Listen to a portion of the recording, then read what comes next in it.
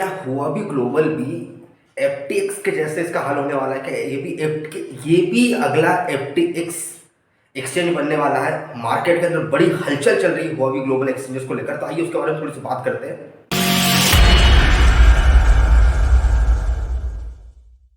हुआ भी ग्लोबल, जिसका अपना खुद का नेटिव टोकन है एचटी, हुआ भी टोकन, तो अभी पिछले कुछ दिनों से बड़ा मार्केट के अंदर में कुछ रूमर्स भी फैल रहा है, कुछ नेगेटिव न्यूज भी आ रही है जब से जस्टिन सन, जो कि ब्लॉकचेन टेक्नोलॉजी ट्रोन के जो कि फाउंडर और सीईओ थे, तो इनसे समझते थोड़ी सी कि इनका जो कैरेक्टर है मार्केट के अंदर में, जो लोगों को लेकर इनकी थिंकिंग है, या लोगों की जो थिंकिंग है जस्टिन सन के लिए, वो कुछ अच्छी पॉजिटिव टाइप की नहीं है। मतलब वो इट्स लाइक स्कैमर टाइप का है कि मतलब वो कभी भी कुछ भी उठा पटक कर देता मार्केट में बिना सोचे समझे, और वेल्स की तरफ बड़ा इन्वेस्टमेंट करके प्रॉफिट लेके अपना देख के वो निकल जाता है। तो अभी क्या हुआ है कि हुआबी एक्सचेंज के अंदर में 20% लोगों को जॉब से निकाल दिया है। पहली बात तो ये हुई है। दूसरी चीज यहाँ पर एक ये हुई है कि जो अभी जो एम्प्लॉयज है उनको ये फोर्स किया जा रहा है कि उन्हें उनके जो फियाट करेंसी है, फियाट मतलब जैसे इंडिया की अपनी आईएनआर है, यूएस की अपने डॉलर है, इस टाइप की जो किसी पर्टिकुलर करेंसी की जो करेंसी होती है उसे फियाट बोलते हैं, तो उन्हें बोला जा रहा है कि उन्हें स्टेबल क्रिप्टो करेंसीज के अंदर में उनकी सैलरी दी जाएगी।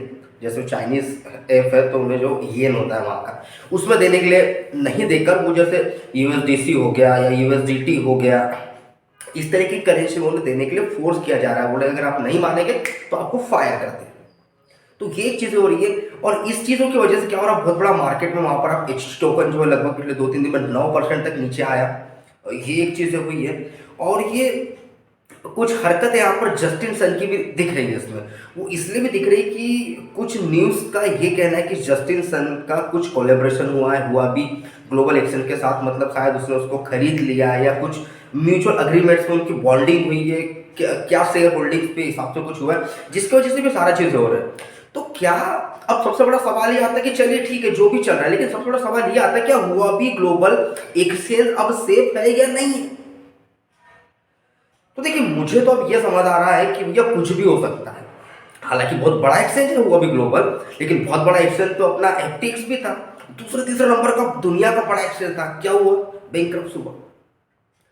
तो अब ये हुआ भी ग्लोबल के साथ अगर ऐसा होता तो मार्केट बहुत बुरी तरह से टूट जाएगा, क्योंकि मार्केट अभी के टाइम पे अपने बिल्कुल बॉटम पे चल रहा है। ऑलरेडी मार्केट में इन्वेस्टर्स सारे सभी लोग काफी पैनिक है, उसके बाद भी अगर ऐसा कुछ हुआ तो बहुत मार्केट बहुत पैनिक हो जाएगा और लोग बहुत डर जाएंगे।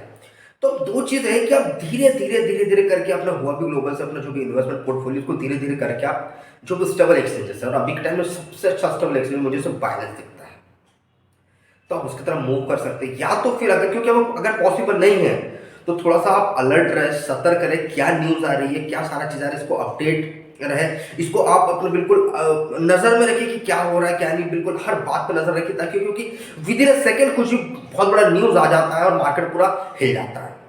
तो ये सारी चीज़ों को थोड़ा सा ध्यान रखिए, है ना, और आप बढ़िया से ट्रेड करिए, पोर्टफोलियो बनाइए, सारा चीज़ें करिए, लेकिन सब चीज़ों को भी ध्यान रखिए।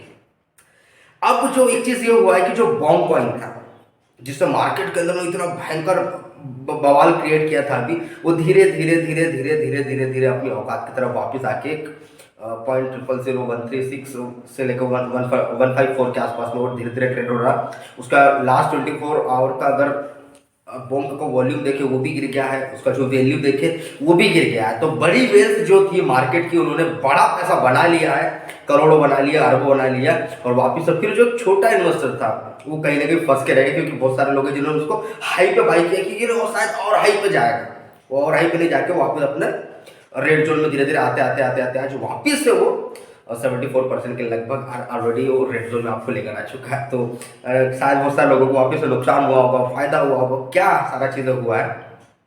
मुझे अपडेट करें, अपना कमेंट बॉक्स में करके मुझे कमेंट करके मुझे बताएं, और आपका क्या नज़रिया है हुआबी एक्सचेंज को लेकर और बोक टोकन को लेकर, जो कि सोलाना का ब्लॉकचेन पे बना हुआ उसका मीम कॉइन कहा जा रहा है।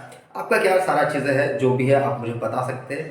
जानकारी अच्छी लगती है शेयर करिए, जुड़े रहे मेरे साथ। मैं नीरज देशमुख, थैंक यू, जय हिंद।